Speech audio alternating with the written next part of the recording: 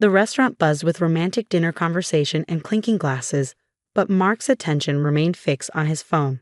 I sat across from him, the carefully wrapped anniversary gift growing heavy in my lap. Mark? I tried again. Should we order? Oh yeah, whatever you want, Olivia, he mumbled, still typing.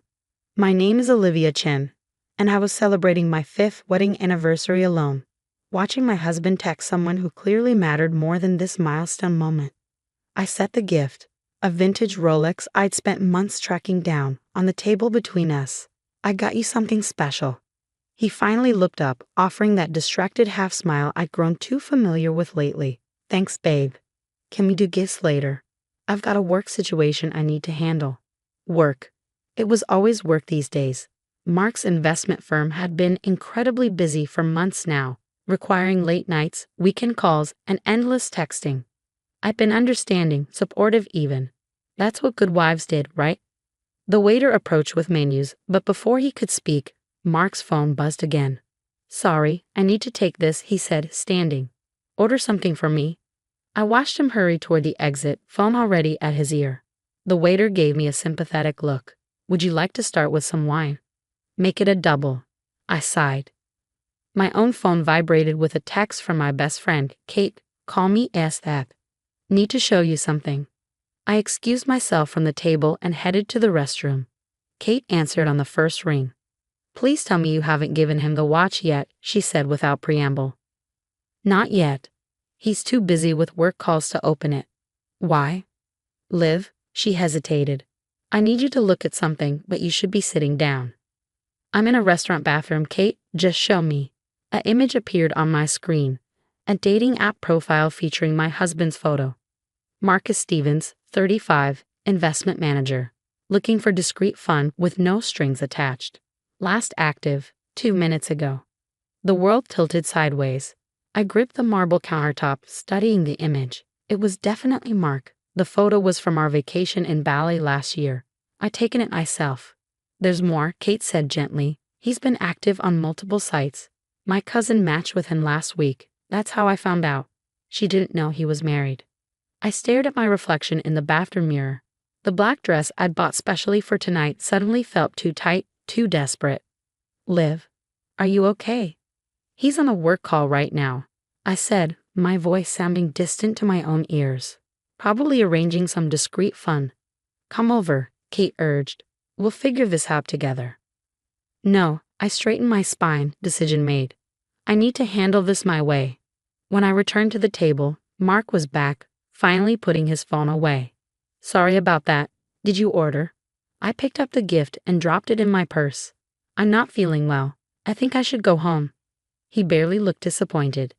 Yeah, okay. I got some emails to catch up on anyway. Want me to call you an Uber? Don't bother, I said standing. I'm sure you're too busy for a sick wife. He didn't catch the bitterness in my tone, already pulling his phone out again. At home, I went straight to Mark's home office. After 5 years of marriage, I knew his habits, his patterns. He was meticulous about some things, careless about others.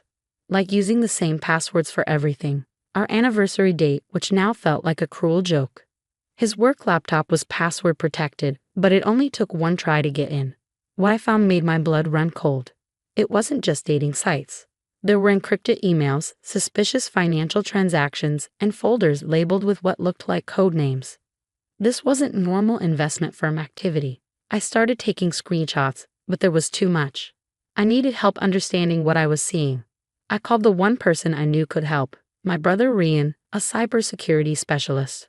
I need you to look at something, I said when he answered, but you can't tell anyone, not even Kate yet. Give me 20 minutes, he replied. While waiting for Ryan, I kept digging. Mark had a hidden email account under his dating profile name Marcus Stevens.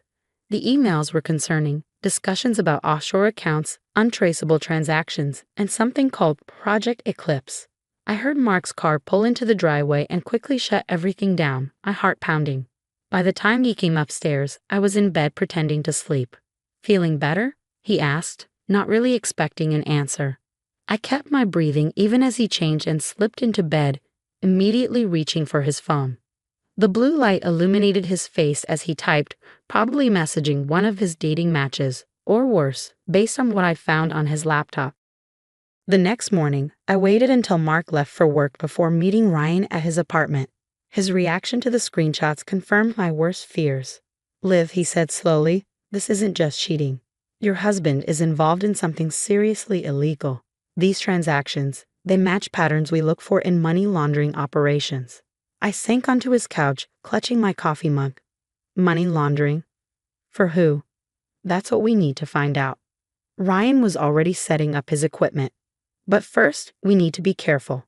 If he's involved in what I think he is, this could be dangerous. What do you recommend? We document everything quietly. I'll help you set up secure monitoring on his devices. But Liv, he caught my eye, you need to act normal. If he suspects you know anything, it could be bad. I thought about the man I'd married 5 years ago, the charming, ambitious investment manager who'd swept me off my feet. Had any of it been real?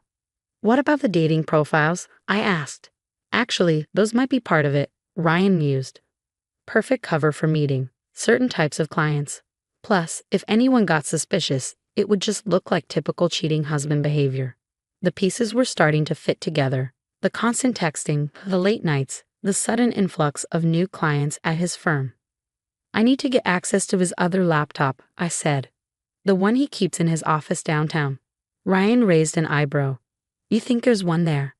He mentioned it once, said it was for sensitive client information. I bet that's where the real records are kept. We spent the next few hours setting up surveillance software and secure communication channels. Ryan taught me how to access and document everything safely, leaving no trace of my investigations. One more thing, he said before I left. I'm giving you this burner phone. Use it only for contacting me about this. And Liv, be careful. Men like this, they don't react well to being exposed. That evening, I played the perfect wife. I apologized for ruining our anniversary dinner, suggested we reschedule. Mark barely looked up from his phone. Sure, whenever you want, he said absently. I might be traveling next week though, big client meetings. I wondered how many of those client meetings were actually dates, or worse, something more sinister. Actually, I said casually, I might stop by your office tomorrow, bring you lunch. We barely see each other these days. That got his attention. He looked up sharply. No need. I'll be in meetings all day. Oh, with who? Just clients. Look, I've got work to do. He stood, heading to his home office. Don't wait up. I heard him lock the door, something he'd started doing recently. Through the wall, I could hear the murmur of his voice as he made another work call. On my burner phone, I texted Ryan, need to get into his office tomorrow. Can you help? His reply came quickly. Already working on it. Be ready at 9 a.m. I lay in bed that night, listening to Mark type and talk in his office, wondering how I'd missed the signs for so long. The separate bank accounts he'd insisted on. The mysterious business trips. The way he'd discouraged me from visiting his office. My husband wasn't just a cheater. He was a criminal. And tomorrow I was going to prove it. The morning sun glinted off the glass and steel facade of Mark's office building as I approached, dressed in my most professional outfit. Ryan had done his homework. The security guard was on break, replaced by a temporary worker who didn't know the regular staff. Mrs. Stevens, I said confidently, using Mark's dating profile surname. Here to surprise my husband. The guard barely glanced at me before waving me through. Mark's firm occupied the entire 15th floor. But at 9 a.m., most offices were still empty. I used my copy of his keycard, made months ago when he asked me to pick up some urgent documents to access his private office. The space looked different from my last visit. Gone were the family photos, the art pieces I'd helped him choose. The room felt sterile, impersonal. Like the man himself, I realized. A facade hiding something darker. I found the laptop exactly where I expected, in a hidden wall safe behind his degrees. The combination wasn't our anniversary this time, but our first date, 10 to 15-17. Some part of him was still sentimental, it seemed. Following Ryan's instructions, I connected the special USB drive he'd given me. It would create a perfect copy of the hard drive while leaving no trace of access. As it worked, I photographed documents from Mark's desk with my burner phone. You shouldn't be here. I froze. The voice wasn't Mark's, but I recognized it. Janet, his assistant. She stood in the doorway, her expression unreadable. "Janet," I said calmly, though my heart was racing. "I was just leaving Mark a surprise." "Was that before or after you started copying his files?" She stepped into the office, closing the door behind her. "I've been watching you, Mrs. Chen. You're smarter than he gives you credit for." I studied her carefully. Janet had worked for Mark for 3 years, always professional, always slightly distant. Now she seemed different. "How long have you known?" I asked. "About the money laundering, since the beginning. About the dating profiles? Those came later." She moved to the window, looking out over the city. "But you're not here about his affairs, are you?" "No," I admitted. "I'm here about Project Eclipse." Janet turned back to me, a hint of respect in her eyes. "Then you should know, it's bigger than just Mark. Much bigger." She reached into her bag and pulled out a flash drive. 3 years of documentation. Account numbers, client lists, everything. "I've been gathering evidence since I realized what they were really doing." "Why are you helping me?" "Because they killed my sister." Her voice hardened. "She was an accountant at one of their shell companies. Got suspicious, started asking questions. Had a car accident 2 weeks later. The USB drive finished copying. I removed it carefully, trying to process this new information." "Who are they?" "The same people your husband works for. The ones using this investment firm to clean money for some very dangerous people." She handed me her flash drive. "There's a meeting tomorrow night. Everyone will be there, the whole network. That's your chance." "Why haven't you gone to the authorities?" Janet's laugh was bitter. "With what proof? Against these people. I'd disappear before I could file a report. But you're his wife. You have access no one else has." My phone buzzed. A text from Mark. "Coming to office early. Be there in 20. Janet saw the message over my shoulder. "Go. I'll clean up here, make it look untouched." "But Olivia," she caught my arm as I reached the door. "Be careful. The people behind this, they make Mark look like an amateur." I made it out of the building just as Mark's car pulled into the parking garage. Back in my car, hands shaking, I called Ryan. "You're not going to believe what just happened," I said. "We met at a coffee shop 3 towns over, where I told him everything." He examined Janet's flash drive carefully before connecting it to his secure laptop. "Holy shit," he whispered as files populated the screen. "Liv, this is major cartel money. International trafficking operations. Your husband's firm isn't just laundering money. They're financing criminal enterprises across the globe." Janet mentioned a meeting tomorrow night. "Everyone involved will be there." Ryan looked up sharply. "That's our chance. But we need to do this right. One wrong move." "I know," I said. "But I have an idea." That evening, I played my role perfectly. When Mark mentioned working late the next night, I didn't question it. When he kissed my cheek absently before bed, I didn't flinch. But as he slept, I was setting everything in motion. The next day passed in a blur of preparation. Ryan set up surveillance equipment while I coordinated with Janet, who provided security codes and meeting details. By evening, everything was in place. I tracked Mark's phone as he drove to an abandoned warehouse outside the city. Janet's intel was solid. Cars were arriving from all directions, parking in the shadows. Through the hidden camera we'd placed earlier, I watched figures in expensive suits enter the building. "Ready?" Ryan asked from our surveillance position. I thought about the last 5 years, the lies, the betrayal, the casual cruelty of a man who'd use our marriage as cover for his crimes. "Ready." The raid was swift and silent. Federal agents had been waiting for exactly this kind of gathering. Within minutes, the warehouse was surrounded. I watched through binoculars as Mark was led out in handcuffs, his face a mask of confusion and rage. Then he saw me standing beside the lead agent as she read him his rights. His expression shifted from rage to disbelief to something like fear. "Why?" he asked as they led him past me. "We had everything." "No, Mark," I said quietly. "You had everything. I just had lies." The aftermath was chaos. News of the bust made international headlines. Major criminal network exposed. Investment firm front for global crime syndicate. Mark and his associates faced decades in prison.